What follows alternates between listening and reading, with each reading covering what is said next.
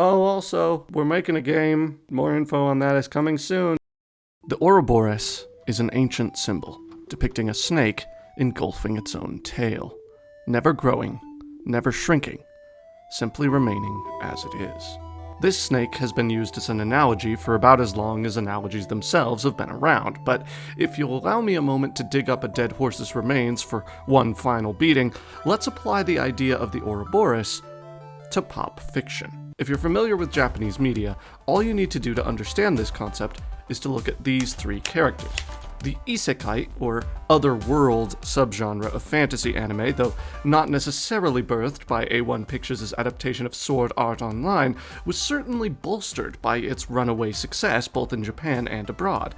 And in the sea of other Isekai projects that followed, the concept went from "I've been transported to a video game" to simply "I've been transported to a fantasy world," and once all the obvious ideas in that field had been explored, well, things just got completely out of control.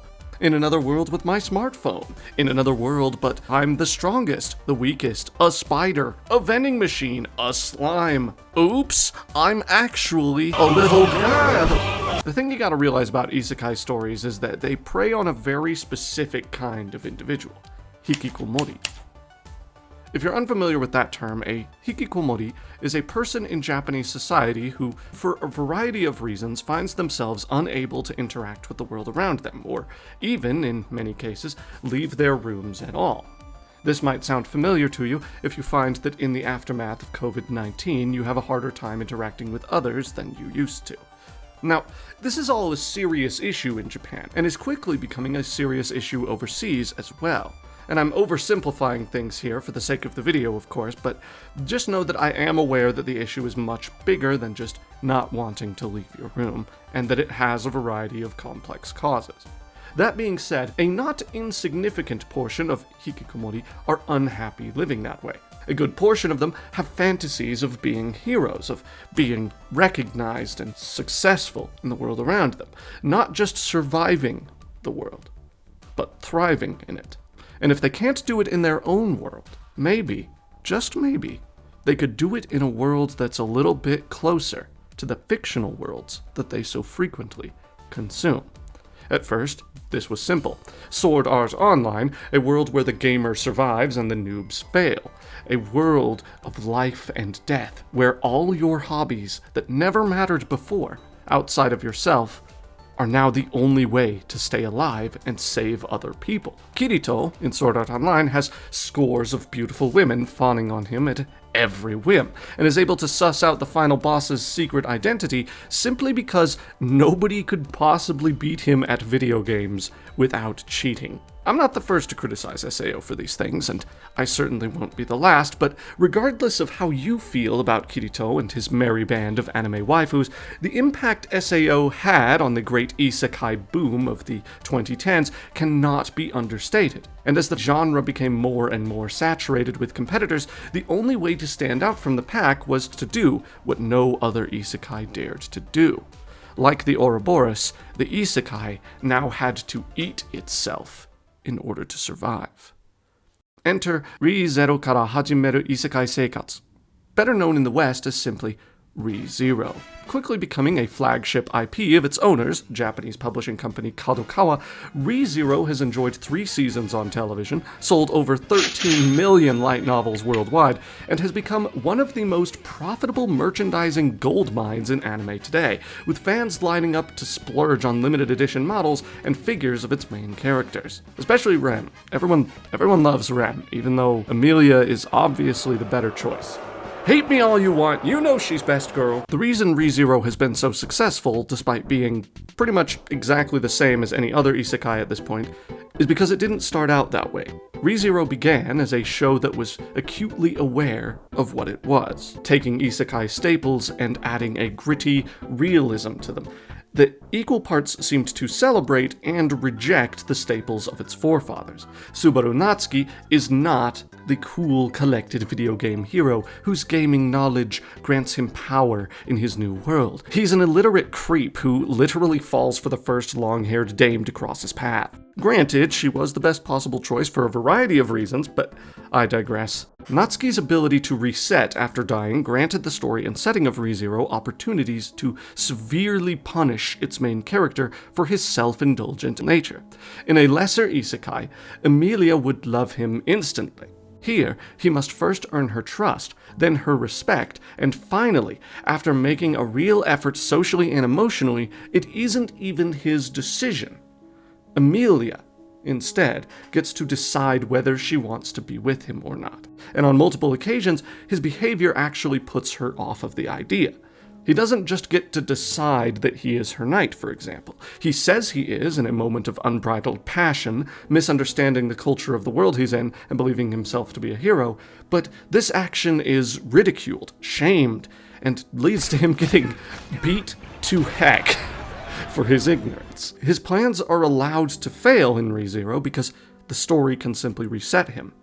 With every death, he must learn, grow, and become the hero that every other isekai protagonist already is. ReZero imparts that if Subaru Natsuki wants to succeed, he needs to make an effort first. He needs to accept that it will be hard and that he may fail. He needs to understand that the problem is not the world he's in. It's the way he's chosen to live in it. In a lesser video, maybe one about a certain magical girl show, I might even consider ReZero a deconstruction of the isekai subgenre, but I've been informed by my lawyers that I'm no longer allowed to use that word unironically in a video, so we're just gonna go ahead and call it subversive instead. Because of this, ReZero appealed both to fans and detractors of the popular subgenre at the same time. And eventually, after its hero had learned to be a hero, we can believe as an audience why women might want to spend time with him or be inclined to fall for him romantically. His personality has evolved alongside his social skills, and he has repeatedly risked life and limb to become the hero he always wanted to be, dying and suffering a great deal of times in the process. In other words, ReZero succeeded in a crowded genre because it was able to convince an audience of skeptical viewers that it was not like the others of its kind, as well as convince isekai fans to watch it on the basis of it being that thing that they like. ReZero is an isekai that knows it's an isekai. ReZero is what happens when a genre begins to eat itself and becomes, in so doing, self-aware. But this isn't a video about isekai. Heck, it isn't even a video about anime. This is a video about zombies.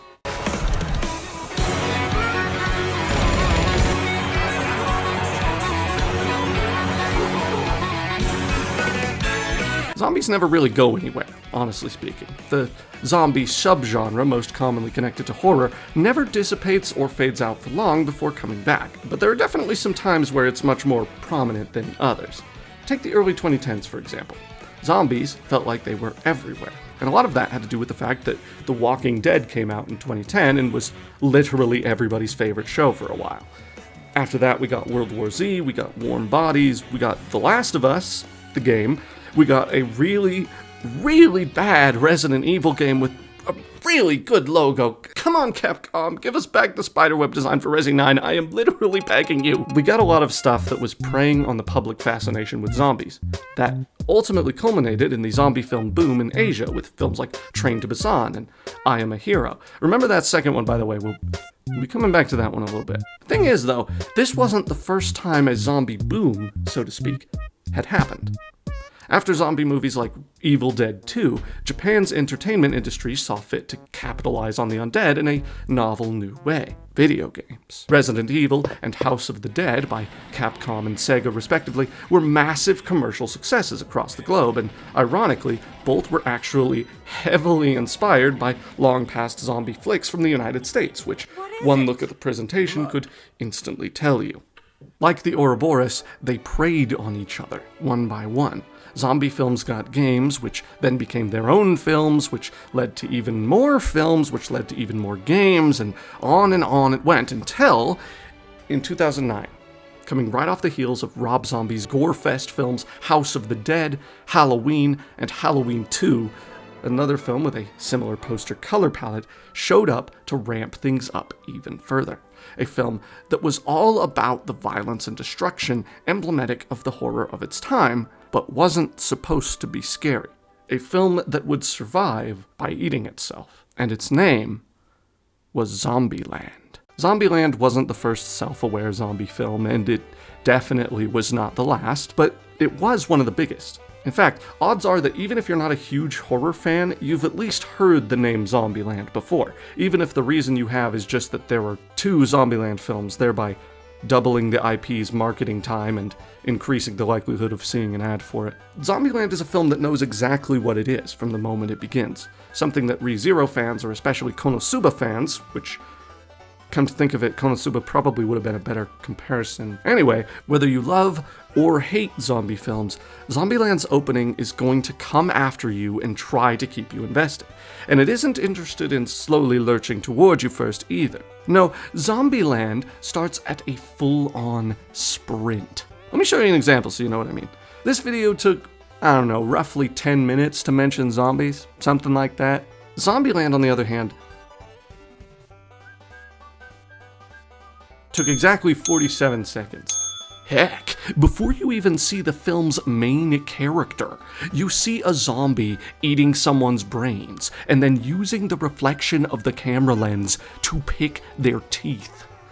That doesn't stop you from hearing the main character's voice about 25 seconds in, but that observation does not support my argument. See, Zombieland isn't interested in the world beyond the country in which it takes place, or the specifics of the virus itself, both of which being common points of exploration in your typical zombie movie. Questions of, is it just us, or is everywhere like this, or what caused the virus, are never dwelt on for long, even if they are asked and answered in passing, because the movie expects neither its characters nor its audience to really care about the answers to those questions. They aren't the point.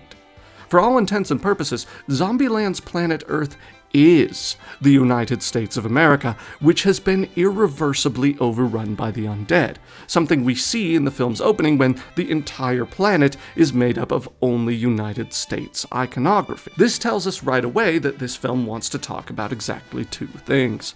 The first is the zombie film, and the second is the United States itself. If I were to compare Zombieland to another American-made film which is aware of what it is, I would probably pick the movie Scream. Like Zombieland, Scream stood out in the slasher subgenre because of its ability to be aware of itself, of its ability to self-consume.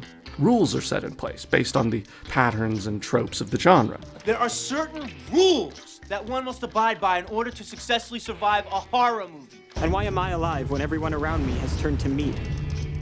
It's because of my list of rules. And in both cases, those rules are presented as obvious and largely self-explanatory, with 1 or 2 self-indulgent exceptions thrown in to make sure the audience knows how clever the film is. Number 1, you can never have sex. Rule number 1 for surviving Zombieland: cardio. Number 2, you can never drink or do drugs. Second rule: the double tap. Never, ever, ever, under any circumstances say, I'll be right back. Because you won't be back. Let them catch you with your pants down.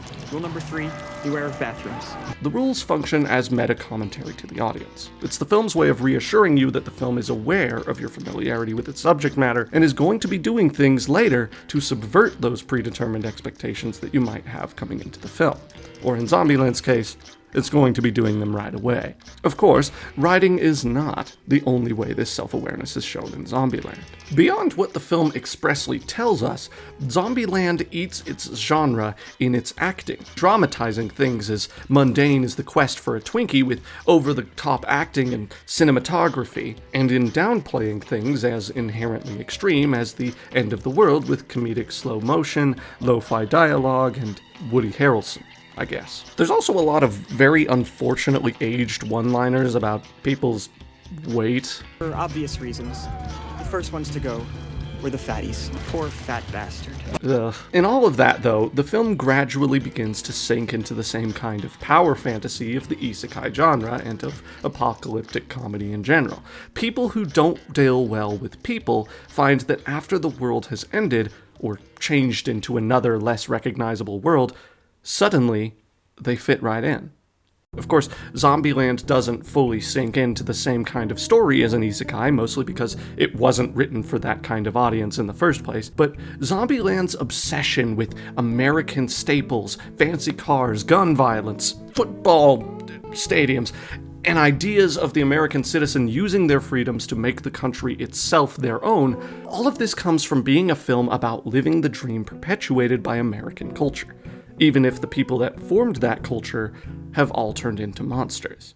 Zombieland values poking the gauge between independence and found family, and it never relents in its quest to see its characters be allowed to do whatever they want in this new and lawless world. In being themselves freely, each of the film's characters are able to survive, thrive, and hunt Twinkies as they see fit. Well, this Twinkie thing, it ain't over yet. Considering the fact that Zombieland also came out in 2009, just 1 year after a massive financial crisis made a lot of Americans feel like the world was genuinely ending, I think Zombieland's carefree, destroy everything and make it yours attitude was a good dose of zombified Ouroboros injected into theaters at exactly the right time. It's mixing the culture of its audience with the culture of its subject matter, and that's why, despite it being a movie from the late 2000s, the film feels nowhere near as dated as its outfits might lead you to believe. As much as I'd like to dive even deeper into American culture, as seen through Zombieland, though, we've still got one more film to cover here today. As the zombie boom and isekai boom both hit the peaks of their popularity in Japan with 2013's Sword Art Online and 2010's infamous adaptation of High School of the Dead by Studio Madhouse, a little manga which combined aspects of both genres' appeal had a film adaptation get greenlit. That film was 2015's I Am a Hero, and it's probably the highest budget Japanese zombie movie ever made, or at the very least it's the highest budget one I've ever seen. And it is also a perfect example of blending isekai power fantasy with zombie apocalypse, even by its very name. Not only is I Am a Hero's main character, 35-year-old Hideo Suzuki, not your typical main character type. At the age of 35, he's already far older than Zombieland's lead character is portrayed as being, but Hideo Suzuki is also not even the main character of the comic he draws. He's a manga artist's assistant. And beyond that, the man suffers from not infrequent bouts of hallucination, which you might even liken to some sort of schizophrenic episode. When the apocalypse starts, Hideo does not instantly become a gun-toting superhero, like Zombieland's Columbus does. He struggles, fails, and is caught off guard at multiple intervals. This man is not an able-bodied hero, no matter how badly he wishes he could be. In that regard, I see a lot of ReZero's Subaru Natsuki in Hideo Suzuki's character. Like ReZero, I Am a Hero's self-consumption is largely seen in its grittiness and cruelty toward its main character. If you haven't been able to figure things out in this world, it seems to say, you're not instantly going to know what to do in one overrun by zombies either. Before the apocalypse begins, Hideo works long hours while succumbing to delusions of grandeur at his job. He goes home. He loudly eats ramen while his significant other ignores him in favor of turning up the television. He draws himself in fantastical situations, yes, but he's unable to do anything about his current situation. He's unable to make his own life fantastical. In short, Hideo Suzuki is a supporting character in his own life. On an unrelated note, this book is called Oyasumi Punpun. While Zombieland's Ouroboros is therefore one of comedic indulgence and chaotic freedom from the world and its problems, I Am a Hero's is one of brutal reality checks and violent pushback. In other words, Zombieland says the world is the problem. I Am a Hero says the problem is you. Hideo Suzuki is the least heroic person of all time, and it is his journey to learn to function in the world around him that grants him eventual hero status. He must not simply believe that he is a hero, but learn to become one. By the end of the film, triumphantly occupying the hero status and finally thriving in this zombie-infested world. I Am a Hero grounds its power fantasy elements in Japanese convention and Japanese-specific issues, while Zombieland does so with American conventions and issues. That is, after all, why the most important aspect of I Am a Hero's film adaptation is not the horrifying talking zombies, the transformation from afraid to capable, or even the origins of the Zikun virus itself, but the main character's journey to learn how to correctly talk to and be friends with a girl. Something that Hideo Suzuki has seemingly been unable to do for quite some time, even despite already having a surface-level relationship before everything went to crap. All of this goes to show that just because we live in the era of the Ouroboros and the era of entertainment that devours itself, that doesn't mean that the entertainment itself is unchanging or that we've already reached the pinnacle of what can come from our favorite subgenres. Instead, as it celebrates, mocks, and even degrades itself and its tropes, the genres we love will forever remain most insightful not toward the genre itself, but toward the cultures that crafted them, and the times in which those cultures chose to do so. So the next time something in your favorite subgenre seems to reinvent the wheel or significantly reinvigorate that subgenre's popularity or fandom, take a look at the world around you and think about how the culture that crafted your new favorite thing might have influenced its production. In my experience, doing so leads my endless consumption of the infected, zombified Ouroboros to be just a little bit more interesting than it would be if I was content just watching pop culture eat itself. Oh, and before I forget, there actually totally is a perfect blend of zombie apocalypse and isekai, and it's not I Am a Hero. It's called Zom 100.